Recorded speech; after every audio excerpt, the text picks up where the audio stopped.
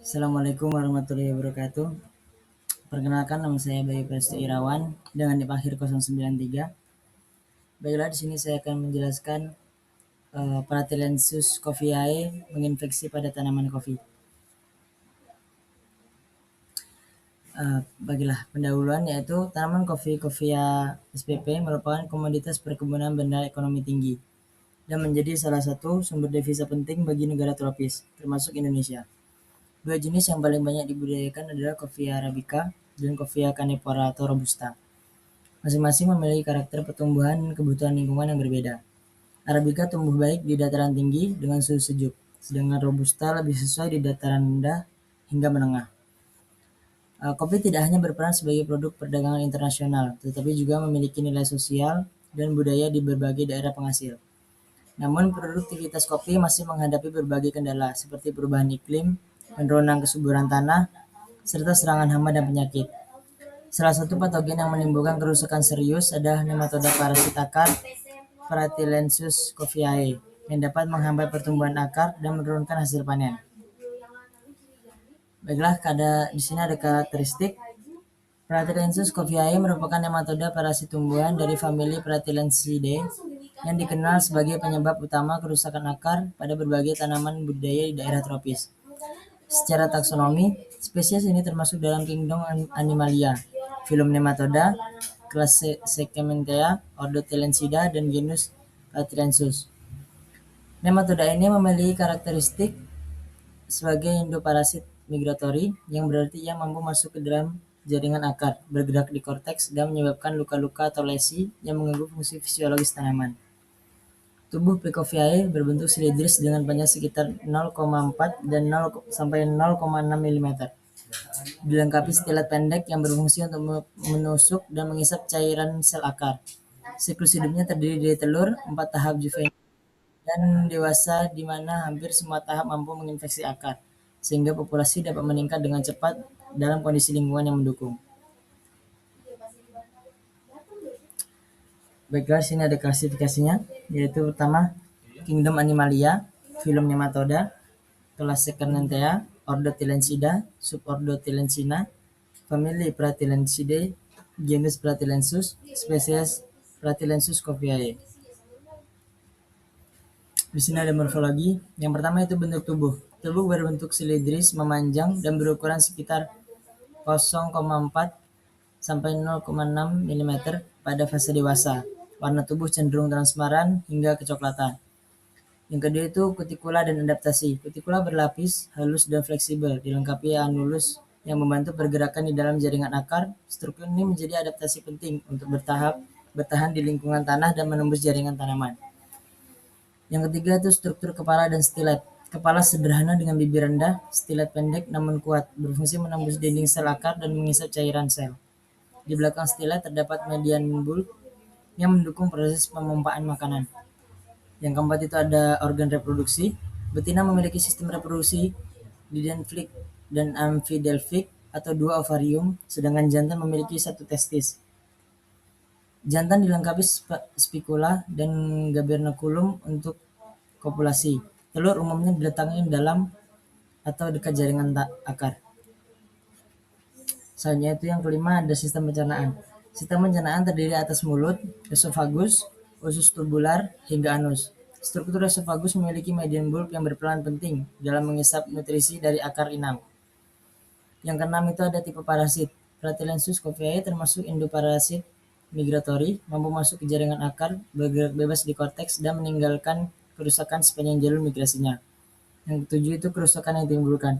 Menghasilkan lesi coklat pada akar, menyebabkan nekrosis, kerusakan jaringan, dan menurunkan penyerapan air serta nutrisi.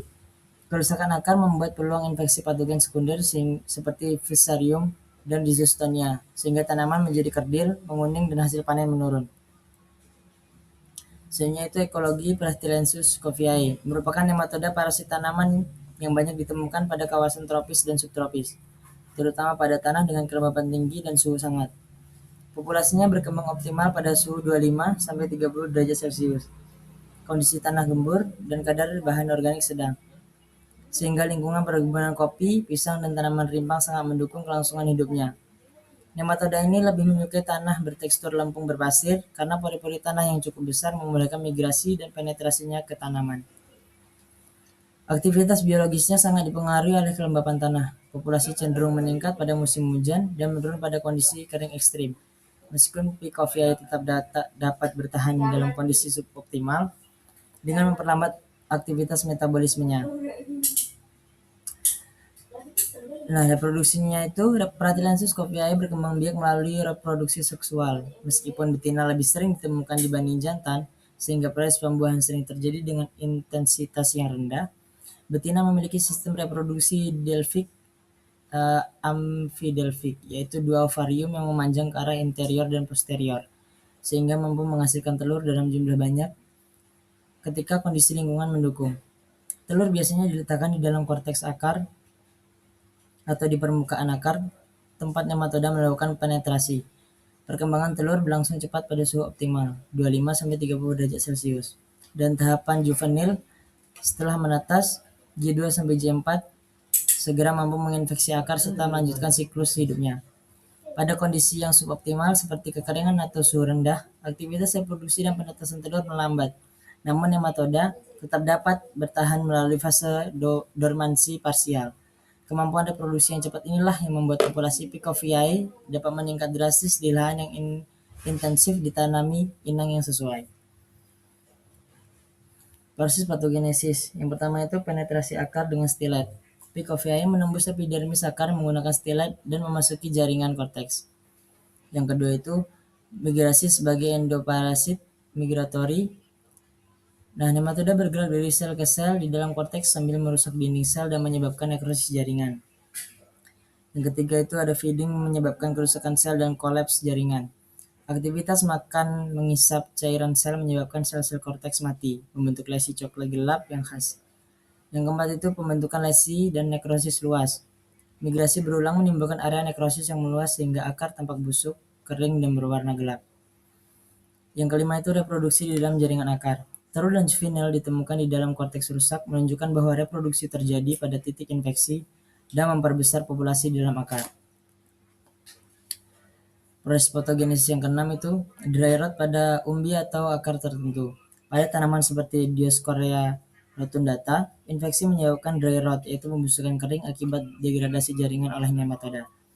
Yang ketujuh itu penurunan penyerapan air dan hara. Kerusakan akar menghambat fungsi fisiologis sehingga tanaman mengalami pertumbuhan terhambat, daun menguning, dan vigor menurun. Yang kedelapan itu memicu infeksi patogen sekunder.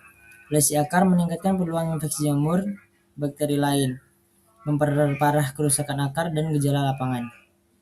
Yang kesembilan itu menyebabkan penurunan produktivitas tanaman. Kombinasi migrasi, feeding, dan reproduksi populasi menyebabkan penurunan signifikan pada pertumbuhan dan hasil tanaman yang terinfeksi. Strategi pengendalian. Yang pertama itu sanitasi lahan dan pengelolaan sistem tanaman. Yang pertama itu membersihkan sisa akar inang yang terinfeksi. Selanjutnya itu mencegah penumpukan bahan organik terinfeksi yang dapat menjadi sumber inokulum. Yang kedua itu rotasi tanaman inang non-inang. Mengganti tanaman inang seperti kopi, pisang, umbi, serealia tertentu dengan tanaman yang tidak sukai Picoviae. Contoh tanaman non-inang sebagai legum penutup tanah, tanaman serealia tertentu, dan rumput tertentu tergantung lokasi. Yang ketiga itu penggunaan tanaman penutup tanah atau cover crops. Antagonis tanaman seperti Crotalaria juncea, Tagetes spp atau kenikir, atau Sesbania dapat menekankan populasi nematoda secara alami. Beberapa memiliki efek nematisidal karena senyawa toksik pada akar. 4. Yaitu ada solarisasi tanah, menutup tanah dengan plastik bening 4-8 minggu pada musim panas. Suhu tinggi mengurangi populasi telur di juvenil P. coviae. Yang kelima itu ada aplikasi bahan organik dan kompos matang. Kompos meningkatkan aktivitas mikroorganisme antagonis di tanah. Bahan organik meningkatkan kesehatan akar sehingga tanaman lebih toleran terhadap serangan. Nah, yang keenam itu ada agen hayati, biokontrol, jamur nematofag seperti Perpuecilium lelensinum, Trichoderma hertzianum, dan Poczonia cladosorpia efektif menginfeksi telur dan juvenil. Bakteri tanah seperti Bacillus subtilis dan Pseudomonas fluorensis membantu menekan populasi. Yang ketujuh itu manfaatan varietas toleran dan resisten. Pada beberapa komoditas misalnya pisang atau kopi, pemeliharaan menghasilkan varietas yang lebih toleran terhadap kerusakan akar. Penggunaan bibit sehat sangat krusial. Yang ke-8 itu penggunaan nematisida nabati. Ekstrak tanaman seperti mimba, azadirachta indica, serai wangi, dan bawang putih dapat menurunkan populasi nematoda. Cocok untuk sistem budidaya organik. Yang 9 itu fumigasi atau nematisida kimia atau opsi terakhir digunakan pada kondisi serangan berat atau sistem perkebunan intensif. Harus sesuai dosis, regulasi, dan SOP keamanan karena berpotensi menyepari lingkungan. Yang ke-10 itu perbaikan kondisi tanah. Pengaturan pH, aerasi, dan drainase yang memperbaiki kondisi akar sehingga tanaman tidak mudah merusak. Selanjutnya itu tanaman sehat lebih toleran terhadap serangan Picoviae. Yang ke-11 itu praktik budidaya sehat atau good agriculture practice, tidak memindahkan tanah terkontaminasi ke lahan sehat. Selanjutnya itu sterilisasi alat saat berpindah lahan. Selanjutnya itu pengairan yang baik menjaga stres yang memperparah infeksi. Baiklah, kesimpulannya itu Pratylenchus coviae adalah nematoda endoparasit migratori yang merusak akar tanaman melalui penetrasi, migrasi, dan aktivitas makan di dalam korteks akar. Kerusakan ini menimbulkan lesi, menghambat penyerangan air dan hara, serta menyebabkan penurunan pertumbuhan dan hasil tanaman. Dengan kisaran inang yang luas termasuk kopi, pisang, dan talas, dan berbagai tanaman hortikultura, nematoda ini menjadi salah satu hama penting di daerah tropis. Pengendalian Picoviae memerlukan pendekatan terpadu seperti sanitasi lahan, rotasi tanaman, penggunaan agen hayati, bahan organik, dan perbaikan kesehatan tanah. Melalui pengelolaan yang tepat, kerugian akibat serangan nematoda ini dapat diminimalkan dan produktivitas tanaman tetap terjaga. Baiklah, itulah pemaparan materi dari saya. Lebih dan kurangnya saya mohon maaf. Saya akhiri. Assalamualaikum warahmatullahi wabarakatuh.